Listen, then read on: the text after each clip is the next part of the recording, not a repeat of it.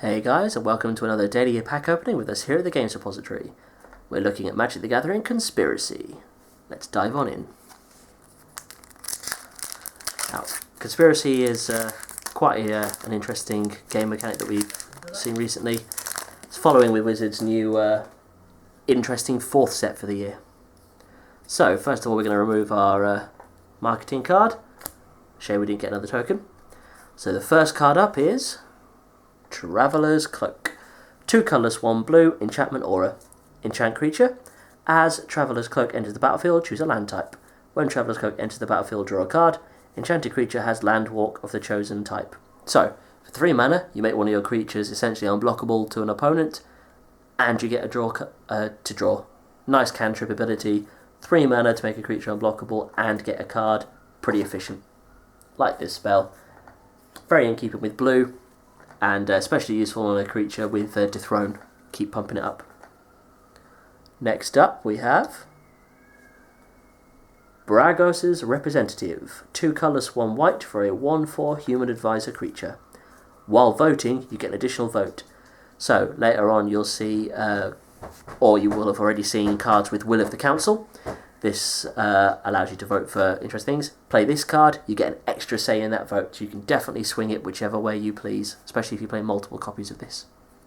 Really efficient, nice and in keeping with the set themes. Great card. Next up we have Torch Fiend. 1 colour, some red, 2/1 devil creature. Pay 1 red mana, sacrifice Torch Fiend, destroy target artifact. So for 2 mana you get a 2/1 body beat stick. Really useful straight away. Pretty efficient for red. And then you'll have to pay 1 red mana, sack this creature, destroy target artifact. Really useful. There's also a lot of artifacts that are really efficient in Conspiracy. Nice efficient creature. I like this guy. Next up we have Skitter of Lizards. 1 red mana, 1/1 lizard creature. Multi-kicker. 1 colours, 1 red. Haste. Skitter of Lizards enter the battlefield with a +1/+1 counter on it for each time it was kicked. So, pretty efficient creature, 1 mana for a 1/1. You can play it turn 1 to have a creature out. Got haste, you deal 1 damage on turn 1. Pretty helpful. Mid to late game, it then gets its multi-kicker, so you can play it as quite a fatty creature with haste. Part of a cycle, efficient creature. The multi-kicker creatures are great. Next up we have Power of Fire. 1 colourless, 1 red, enchantment aura, enchant creature. Enchanted creature has tap. This creature deals 1 damage to target creature or player. Really efficient spell, especially when cast on things like creatures with Defender. You can ping over your opponent's defensives to whittle them down. Works well the dethrone mechanic because you can angle who's got the most life. Even hitting yourself if you don't want to have the most life to entice people with dethroned creatures to attack somebody else. Pretty efficient. Next up we have Sakura Tribe Elder. One of the better cards to come out of the Kamigawa block. 1 colourless, 1 green for a 1/1 snake shaman creature. Sacrifice Sakura Tribe Elder. Search library for a basic land card. Put that card on the battlefield tapped, then shuffle your library. So, pretty efficient creature. It comes as a basic blocker that you can use to chump block a great big fatty, sacrifice in response, fix your mana base. Like this creature, nice and efficient for its mana cost. Good green spell. Next up we have Unhallowed Pact. 2 colours, 1 black, enchantment aura. Enchant creature. When enchanted creature dies, return that card to the battlefield under your control. Nice and efficient, used to steal your opponent's fatties if you've got removal in your hand, or if you've got a creature that can deal with it. It then allows you to have, for 3 mana, 2 big efficient creatures. Or can help make a trade more favourable towards you. Nice efficient. Next up we have Echoing Courage. 1 colourless, 1 green, instant. Target creature and all other creatures with the same name as that creature get +2/+2 until end of turn. I really like this ability. It's a brilliant combat trick. In Conspiracy there are a lot of mechanics that do things like make tokens or play off the fact that creatures have the same name, such as Howling Wolf and a bird creature in blue. So with this you can attack with lots of tokens because you'll have the same name, or attack with like your multiple Howled Wolves. That may be played off of your cool Conspiracy cards that affect things all the same name.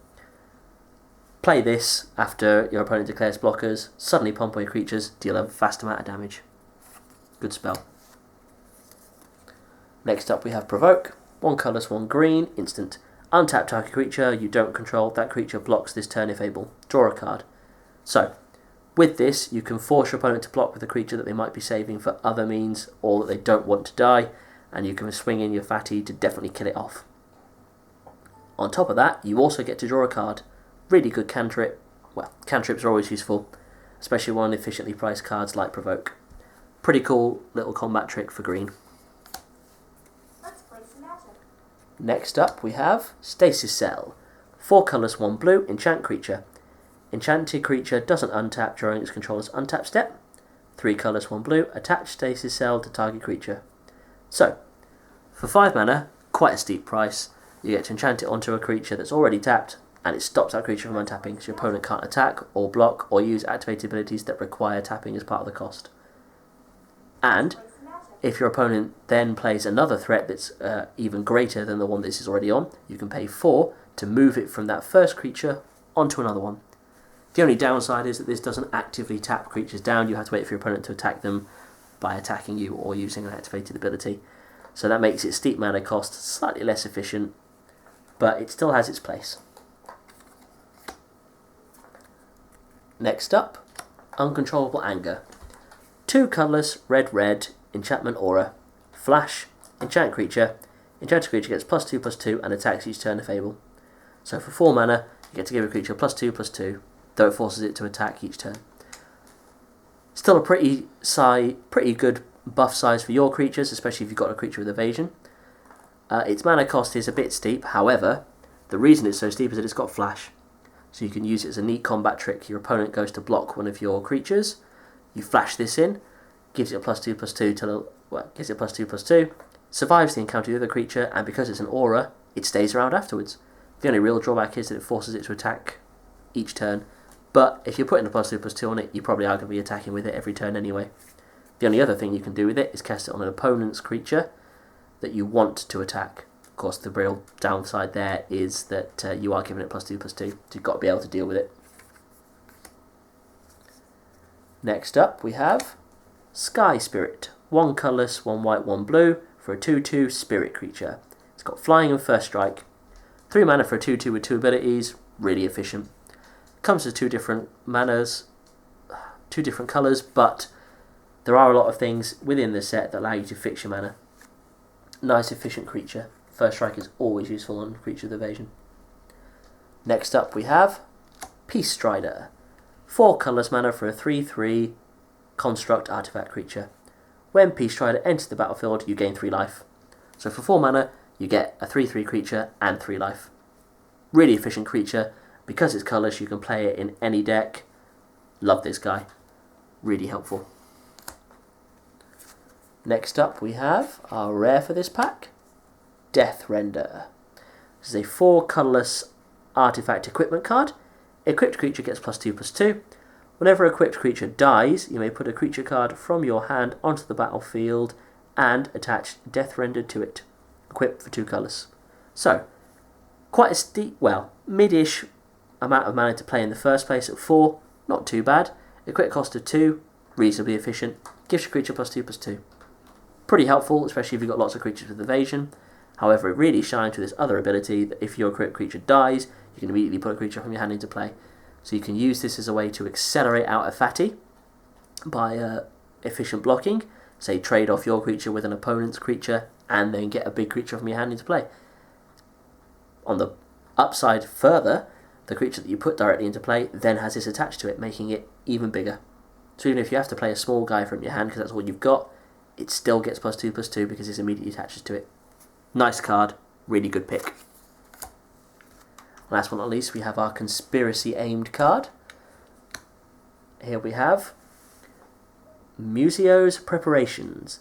This is in fact a conspiracy card, a la the namesake, with hidden agenda, which means that it starts play face down. You can turn it face up whenever you want. Each creature you control with the chosen name enters the battlefield with an additional +1/+1 counter on it. So, before the game you pick a name of a creature, so say one that you've got multiple copies of, like Howling Wolf or the bird that we saw before. You then, when you're about to play your first one, turn this face up. As soon as it comes into play, Gets a +1/+1 counter on it. Really efficient, really useful spell. Plays off the themes of the set really well.